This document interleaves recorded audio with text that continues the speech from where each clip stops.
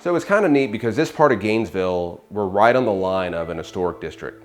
You know, if you go down the street a half a mile and hang a left, you're gonna see stuff from the Civil War area. I mean, still functioning buildings and, you know, certain, you know, people in history that you've heard of, like Thomas Jefferson, right? There's places where they used to stop here. It was like a local watering hole when he was going from DC down to Charlottesville.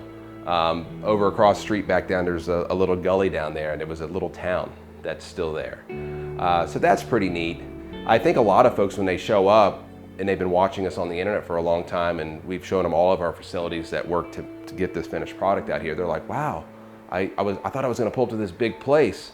And then they're like, but man, you got a lot of inventory. You have, first of all, it's a little smaller than I thought it was gonna be, but wow, you have twice as much inventory than I thought you were gonna have. I gotta take a step back and look around to see, just to make sure.